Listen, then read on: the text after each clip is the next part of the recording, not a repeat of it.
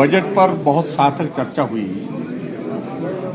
और मुझे इस बात की प्रसन्नता है कि बहुत बड़ी संख्या में सत्ता पक्ष और विपक्ष की ओर से माननीय सदस्यों ने इसमें हिस्सा लिया है और लगभग 17.5 घंटे से ज़्यादा चर्चा हुई है।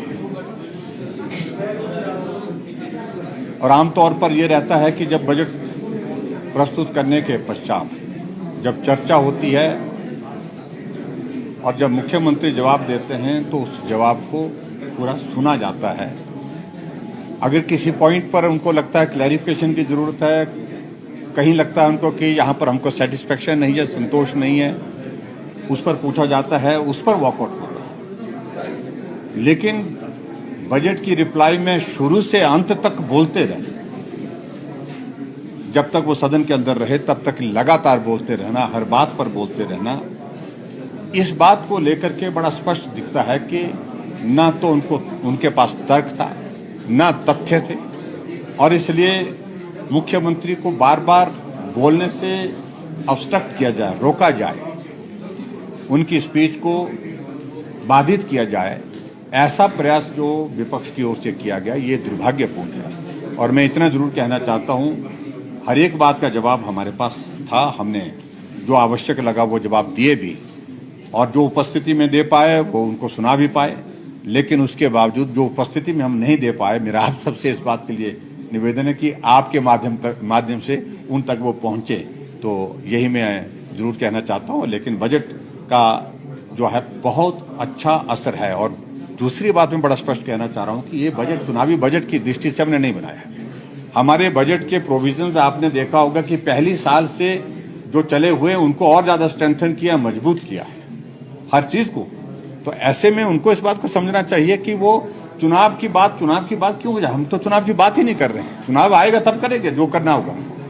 लेकिन अभी तो हमने लोगों के लिए बेहतरीन बजट जो दिया जा सकता था, लोगों की सेवा के लिए, प्रदेश के विकास के लिए, हर वर्ग को राहत के लिए, वो हमने दिया है। और मुझे इस बात की प्रसन्नता है कि इस बजट की चारों तरफ हिमाचल प्रदेश में तारीफ हुई है, इस बजट का अभिनंदन हुआ है। कर्ज को लेकर कह रहे हैं फाइनेंशियल इशू पे सरकार मिसलीड कर रही है और जो एफआरबीएम है कि उसको कम करिए उसमें।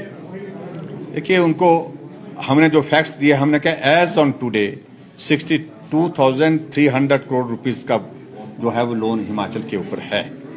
वो कहें 80,000 करोड़ का, क्या हम उसको स्वीकार करने के लिए तैयार होंगे? क्यों होंगे? इसलिए नहीं होंगे क्योंकि तथ्य नहीं है, ये सच्चाई नहीं है।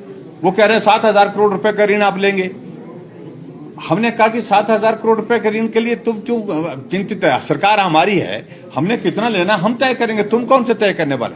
एफआरबीएम की अगर बात कह रहे हैं, इस लिमिट को बढ़ाने के लिए जब केंद्र सरकार ने, आरबीआई ने स्वीकृति दी है और उसके बाद हम इसको जो है वो इसका कितना हम उपयोग करना चाहेंगे आने वाले समय में हम देखेंगे। लेकिन एज ऑन टुडे हमने जो लोन लिया है वो वस्तुस्थिति उनके सामने रखी हमने।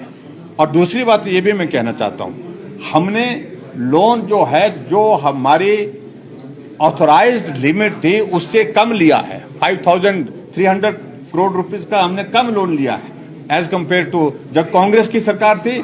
जो लिमिट थी उस लिमिट को एग्जॉस्ट किया, जितना मिलता था मजे लो ऋण लो और आनंद करो। इस तरह की उनकी सरकार चलाने की एक नीति थी। तो इसलिए बहुत अंतर है हमारे सरकार के संचालन में। और सबसे बड़ी बात मैं जरूर कहना चाहता हूं, और वो ये मैं कहना चाह रहा हूं कि हम सामान्य परिस्थितियों में सरकार का संचालन नहीं कर पा रहे थे। कारण क्योंकि कोविड का दौर था और उनके दौरान तो कोविड भी नहीं था। तो उनने इतना सारा लोन जो लिमिट उनकी थी, ऑथराइज्ड लिमिट थी, उसको एग्जॉस्ट करने की जरूरत क्यों पड़ी? इसलिए कि उनको विकास से कोई लेना देना नहीं था, कि अपने ऐश और आराम से जितनी तरह से मजे से हम सरकार को ले सकते हैं, चला सकते हैं, उस तरह से वो चलाने का प्रयत्न किया। इस बात को समझना उनको चाहिए। सर, ग्रोथ रेट पर विपक्ष कह रहा है कि गुमराह कर रही है सरकार। कतई भी नहीं, हमने फैक्ट्स उनके सामने दिए, उनकी सरकार के बता दिए हमने। छत्तीसगढ़ में हमने, राजस्थान का बता दिया और एडजॉइनिंग स्टेट हमारी बीजेपी गवर्नमेंट हरियाणा का भी हमने बताया है। तो वो फैक्ट्स पर होता है, उसका एक इकोनॉमिक्स होती है वर्कआउट करने के लिए। दे शुड नो एटलीस्ट कि भाई उसको कैसे कैलकुलेट किया जाता है। तो इसलिए उनके किसी भी बात में कोई भी तर्क नहीं है, सिर्फ रस्म अदा कर रहे हैं। यही मैं कहता हूँ। Thank you please, thank you.